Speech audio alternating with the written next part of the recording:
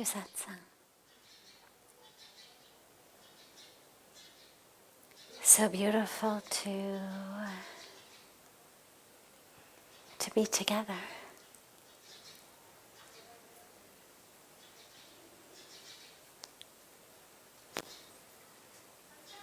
Satsang is literally, the Sanskrit means in the association of truth, in the presence of truth.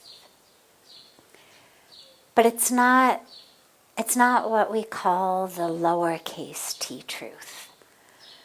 So it's not the truth that's just the opposite of a lie. So it's not the truth that says today is March 10th, I think. It's Thursday. It's about 6:30 in the evening. That's true. But it's true in a lowercase t true sense. It's true just for those of us in this intersection of time and space, right here, right now.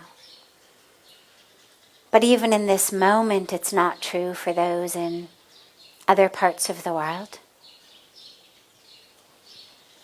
And it won't be true for us in another few minutes. Then it'll be 6:35, then 6:40.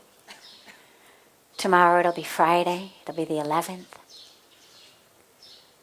The capital T truth, the truth that satsang is about, is the truth that doesn't change, that isn't dependent on time or place, history, personality.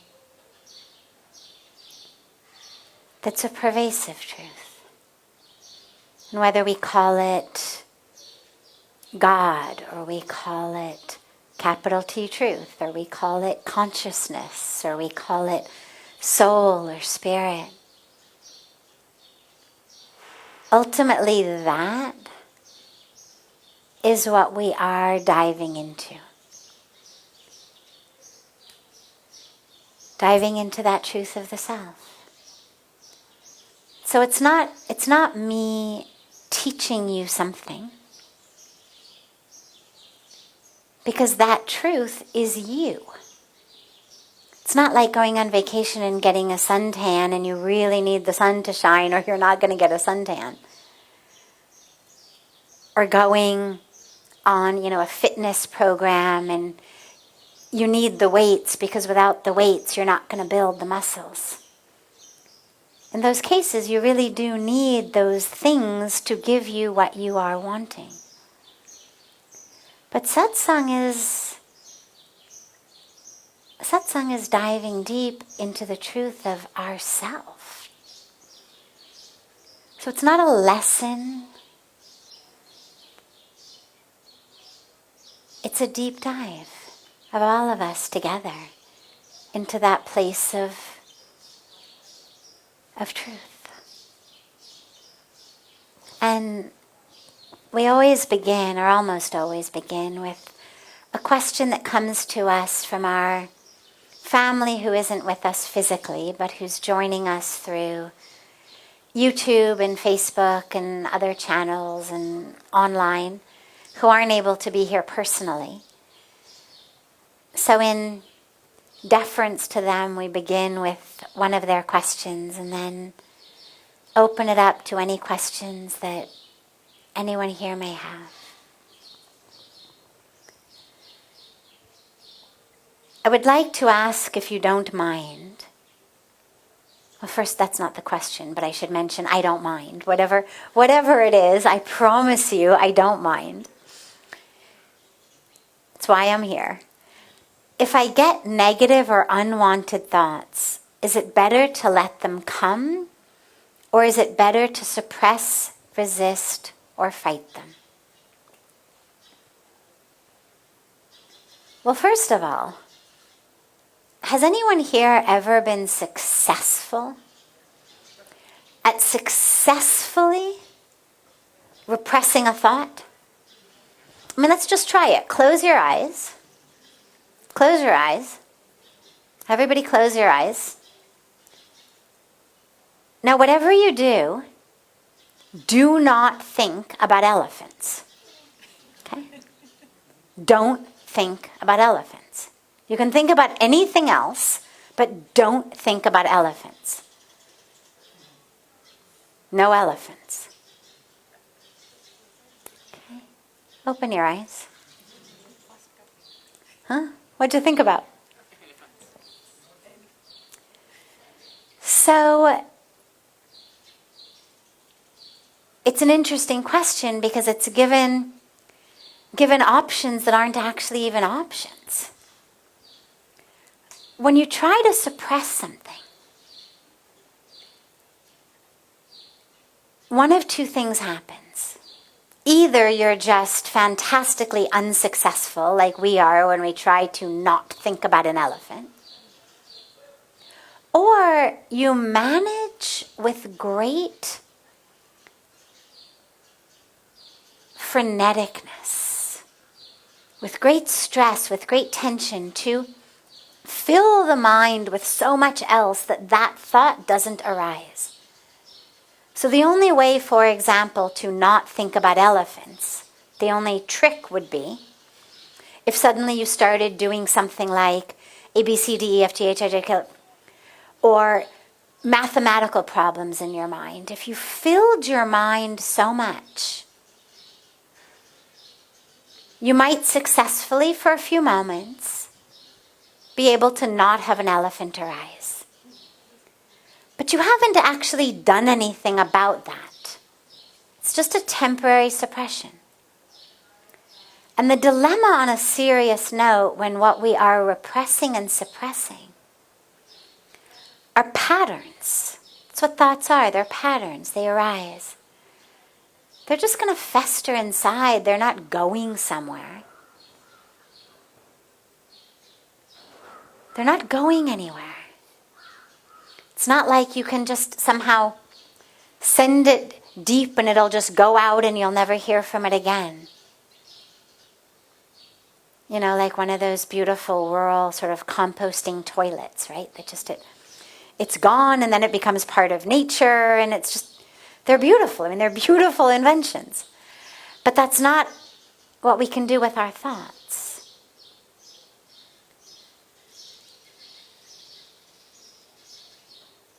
And yet, obviously, we don't want to be overrun by them. Number one, they seem to take us places we don't want to go. Number two, it prevents us from experiencing that stillness, that spaciousness. So, what we do is simply look at it, because thoughts are very quick. They're really quick. I mean, if when you practice meditation, you watch your thoughts, and you don't try to change them, but you just watch them. It's actually this very interesting mix between absolutely mortifying, I mean, it's so embarrassing, and quite humorous, because they just jump around.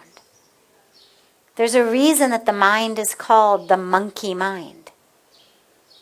They just, all over the place, no rhyme or reason.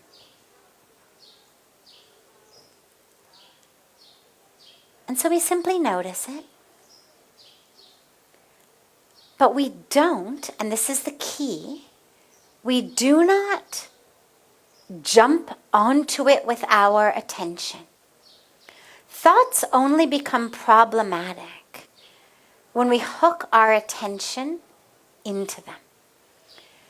Now, the way to think about this is, imagine that you're lying on your back on a beautiful sunny day and you're looking up at the blue sky. Now, a cloud comes. Okay, a beautiful wispy white cloud, it comes. There's two options. Option one is you hook your awareness and attention into the cloud and you follow it all the way across the sky. And then you keep following it and keep following it and keep following it. And then even when it's gone, you keep thinking about the cloud that went. And then you hook yourself into another one. That's one way. The other way is you keep looking at the blue sky. And for a brief moment, the cloud goes by. But you don't hook into it. You just keep focused on that blue sky. And gently the clouds will just flow by. Takes a few seconds for each one to cross your visual field. It's nothing. It's nothing. Now with thoughts, that's the goal. What most of us do is we hook our awareness into it. So for example, we're meditating, or we're contemplating, or we're praying, or we're writing, or we're just being in the present moment. And suddenly we smell, maybe the smell of cigarettes. Maybe someone somewhere is smoking. And it enters our nostrils. And the mind goes, oh my God, I cannot believe that person is smoking. That's so rude. Don't they know that secondhand smoke kills people? I mean, my best friend got lung cancer because her husband smoked.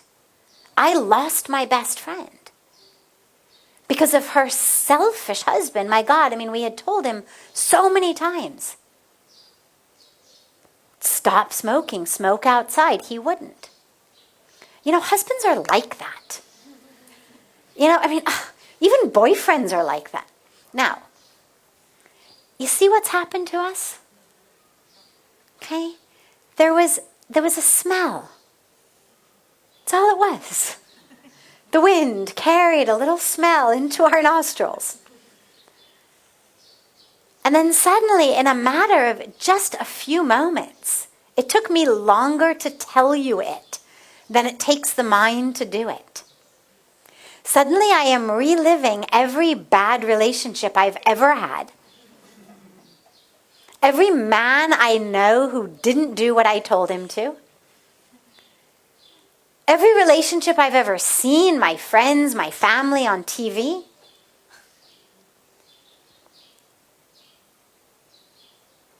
And my mindfulness is gone. My heart's racing, my palms are sweating. Now, in addition to the thought, there's a whole emotional cascade. I'm reliving it. I'm angry. I'm jealous because, God, you know, on that TV show I watch, her husband is so nice. Why don't they make him like that in real life? And it's become a whole drama. My peace is gone, my mindfulness is gone, my centering is gone. All because I allowed my attention, my awareness, to hook itself into this runaway train that we call the monkey mind. And so the key is to keep the focus on that blue sky between the clouds. So, yeah, a thought arises, you notice it, but you don't jump on it. You bring the awareness back. Were you meditating? Were you engaged in conversation? Were you reading? Were you writing? Were you painting? Were you working? Were you just drinking a glass of water? Eating soup? You just bring the mind back. Bring the awareness back to the present moment. Just bring it back. Bring it back to the breath. Bring it back to right here, right now.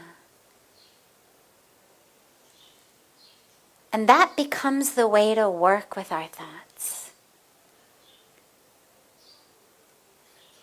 Otherwise, we literally end up in God knows where. You know, the way that I describe thoughts a lot is that they're vehicles, and they take us places. So, if I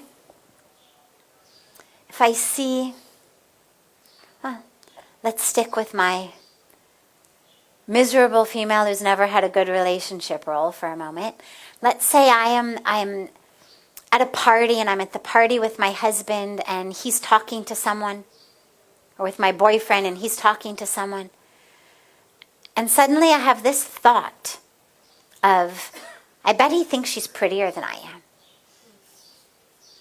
Okay? It's just a thought. Look at how she's flirting with him. Okay? It's just a thought. Now, I have a choice at that moment.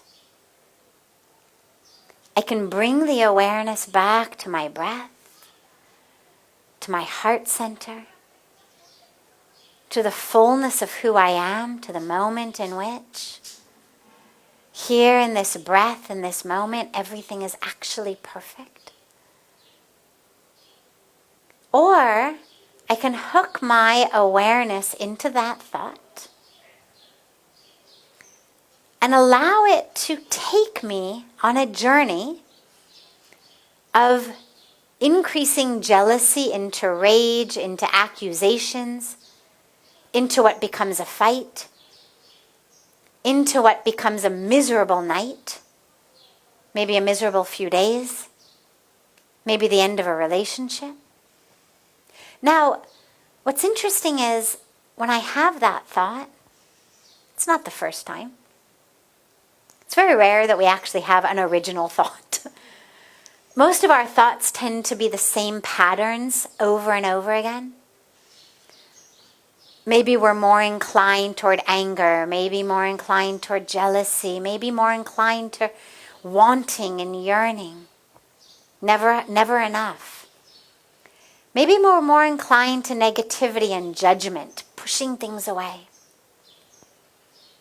We've all got our particular inclinations. And what you'll notice is that most of the thoughts are the same. But here's what's interesting. So when that thought arises of, oh, look how she's flirting. This is not the first time in my life I've had a thought of jealousy. Or a thought of anger arises. I'll show him. Not the first time you've had a thought of anger. We know where that train is going. We've gotten on it God knows how many times. And it takes us to misery. And it's so interesting because in our lives we would never get in a vehicle going where we didn't want to go. I mean, could you imagine being at an airport and you're sitting at the gate waiting for your flight and there's a plane there already, the flight before yours? And the gate agent announces, last call, and you're like, well, cello, it's here, I might as well get on it.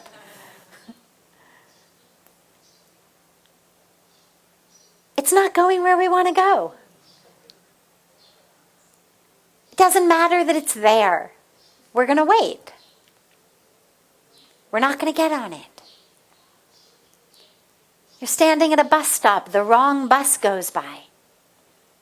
You're not going to jump on. Even if the bus driver slows down, you'll just kind of namaste him and, sort of wave him, thanks for slowing down, not my bus. And this is a great technique with thoughts. When they arise, especially when they're ones that you know are heading to misery.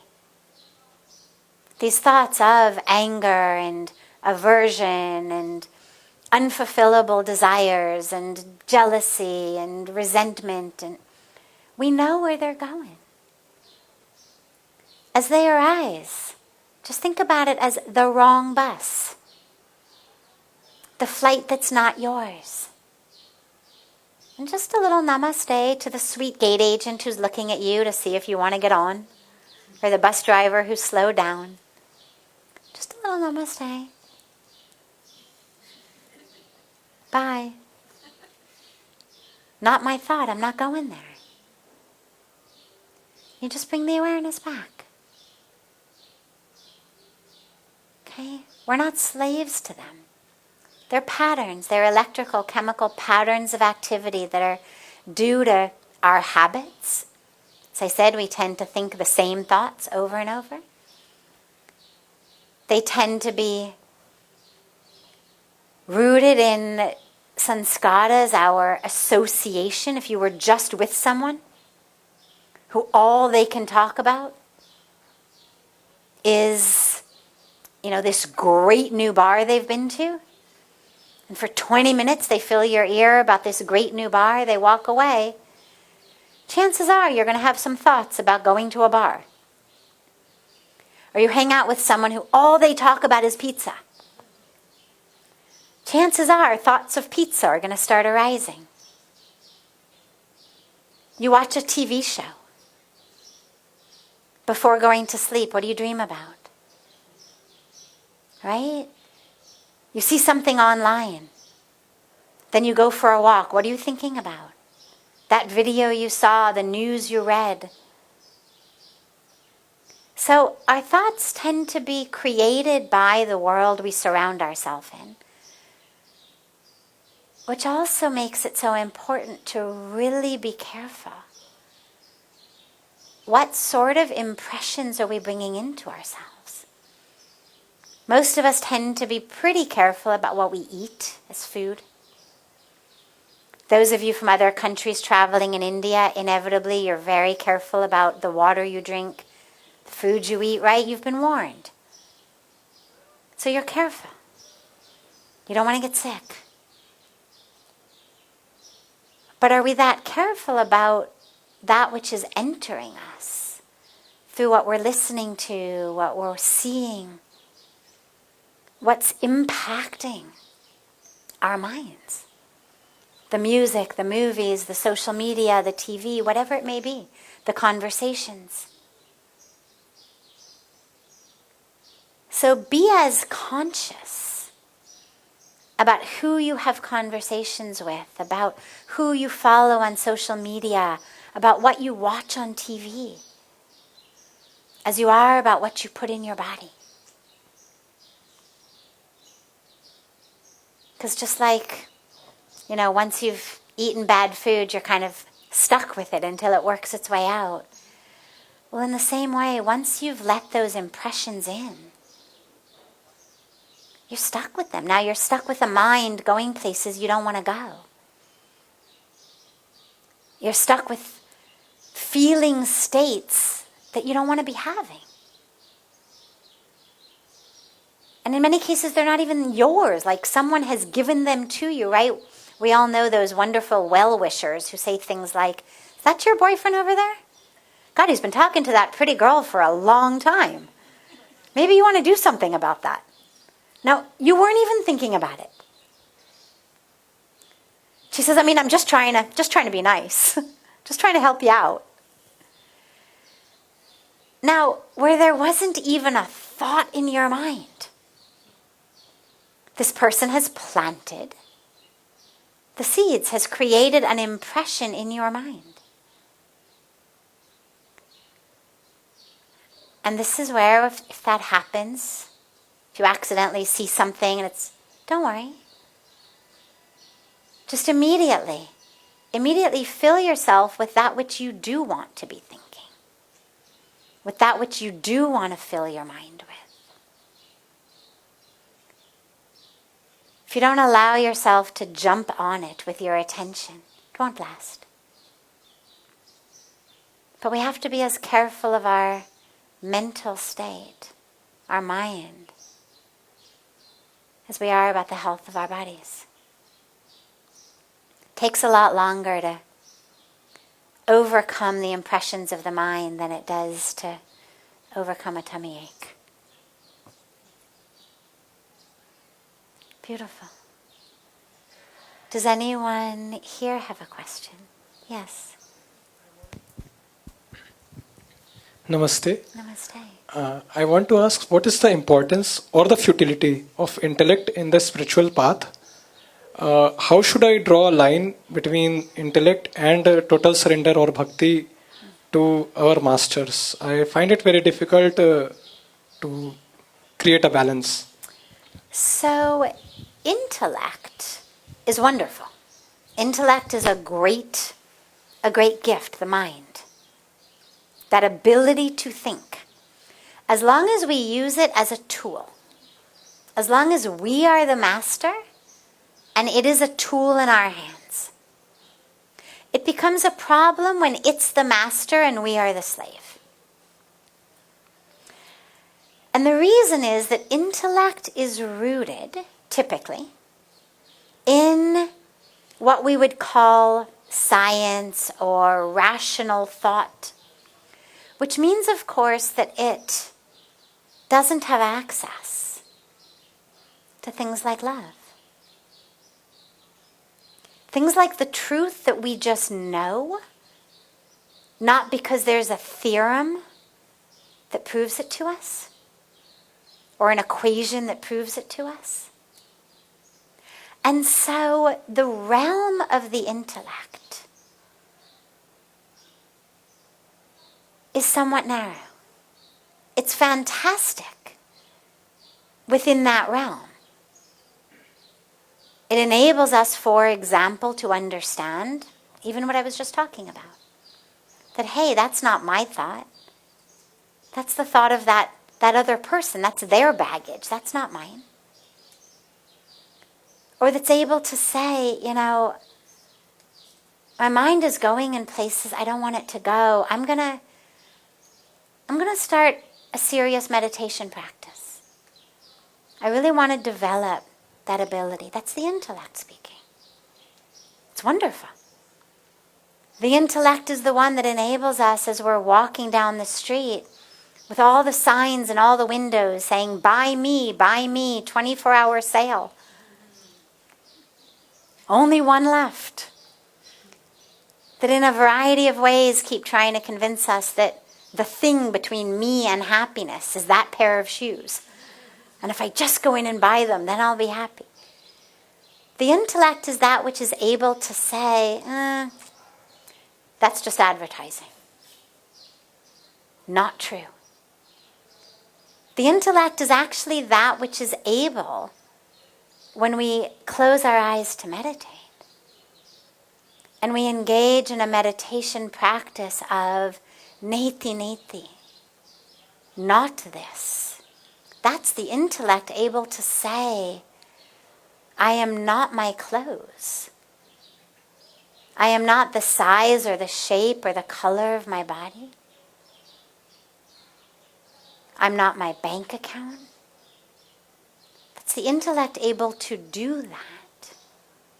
That ultimately brings us into the stage beyond the intellect of the experience of that which I am. So the intellect is wonderful for part of the journey.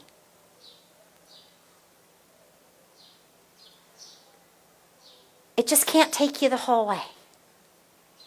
And then it starts to become a bit of a hindrance because it's so used to being the master that it starts to act like, you are the dog off the leash running in the wrong direction. And it wants to get you back.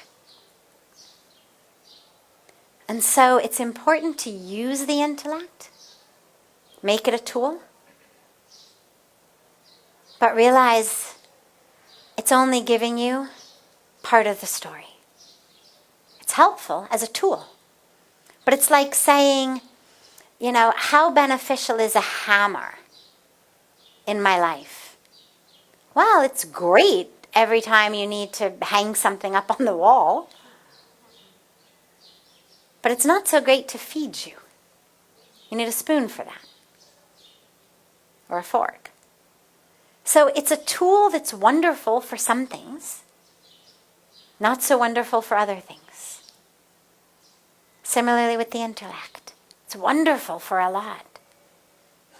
But when it starts to tell you, forget this spiritual stuff, it's just a waste of time, get out there, make more money. See on TV all the rich people are happy. Instead of wasting this half an hour meditating, I should be bringing home more money. That's when you want to realize, there's a way of knowing inside that's stronger than that. So this is when we speak about our intuition or our heart. You know, the heart gets misunderstood. When we talk about the mind or the heart tends to be the one that's the emotional one. So we tend to talk about the mind as this rational being and the heart as this, you know, kind of uncontrollable emotional experience. But actually all of those emotions are taking place in the mind as well. Those are actually mind games as well. It's not the heart. The heart is actually that place of love. Not the love that's rooted on, you bring me chocolates, you bring me flowers, you remembered my birthday, you didn't remember my birthday. You flirted with someone else, you didn't flirt with someone else. Not that heart. Not that love. But the love of the truth of who we are. That love that connects us, that energy of connection. So it's our heart, it's love, it's intuition, it's knowing. Use whatever word you want, it doesn't matter. But that's the way of knowing beyond the intellect. So as long as you don't neglect the deeper ways of knowing, sure, use the intellect as a tool. Just don't let it be your master. Great. Any other questions? Yes.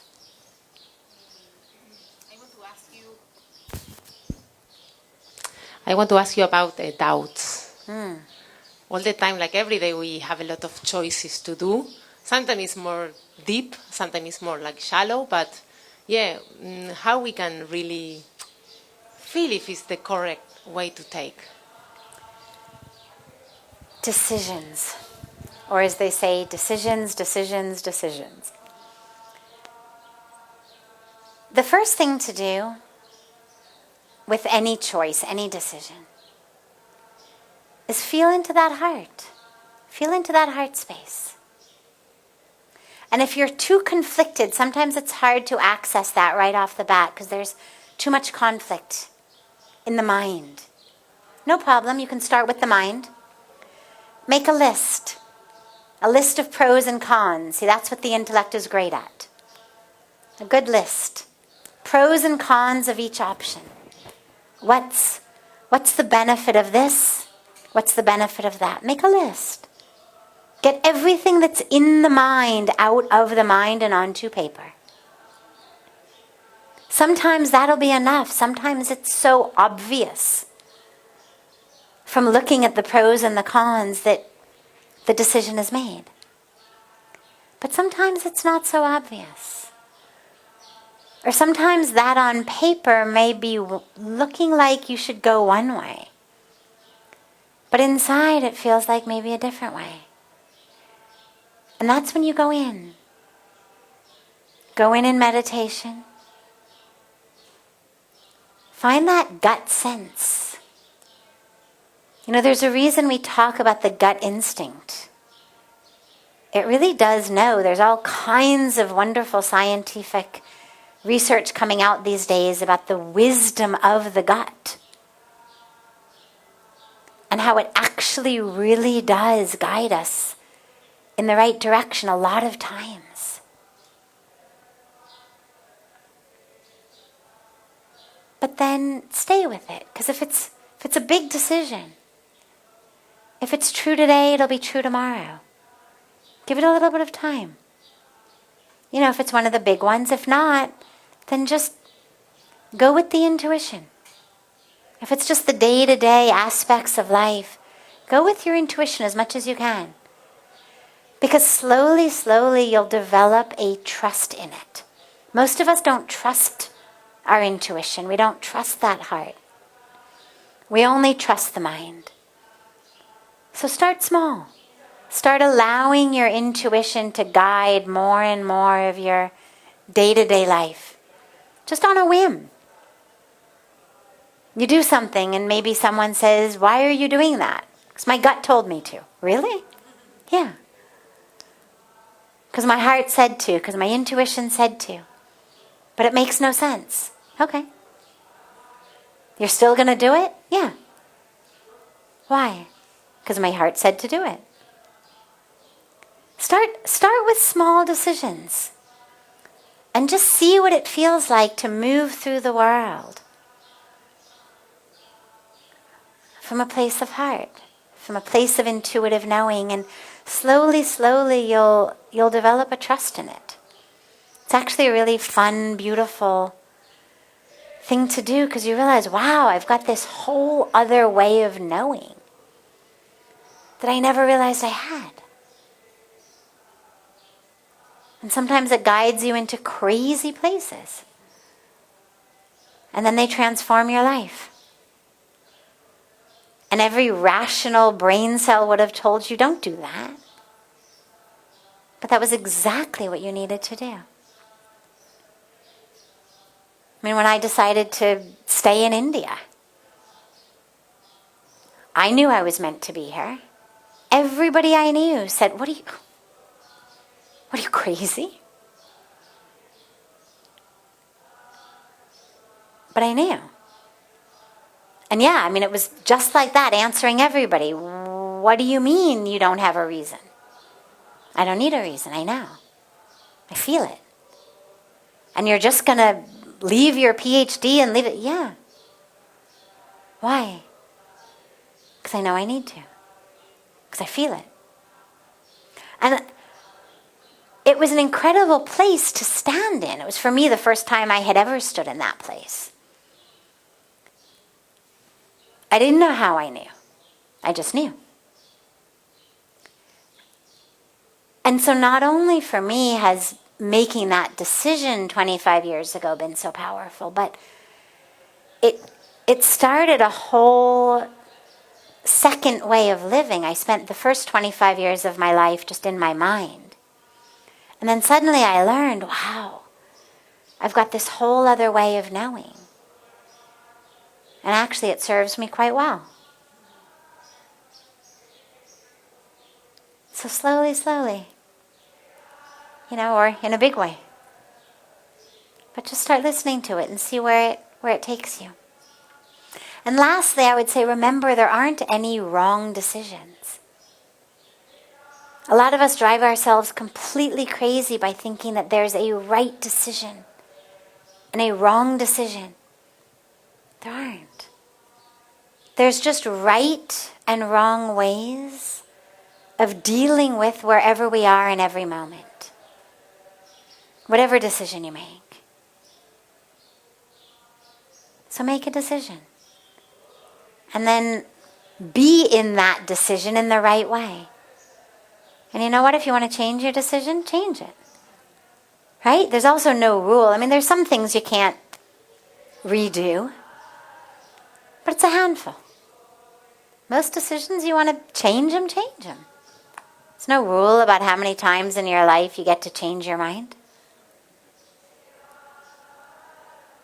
Just keep flowing through the world, and as that intuition pulls you.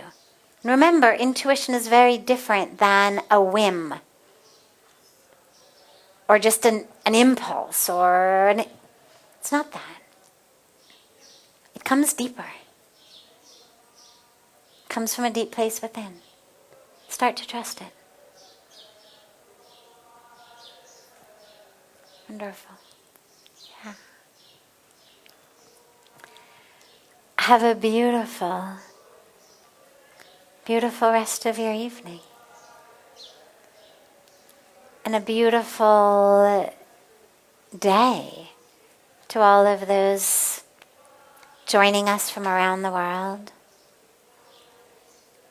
And so much love to all of you.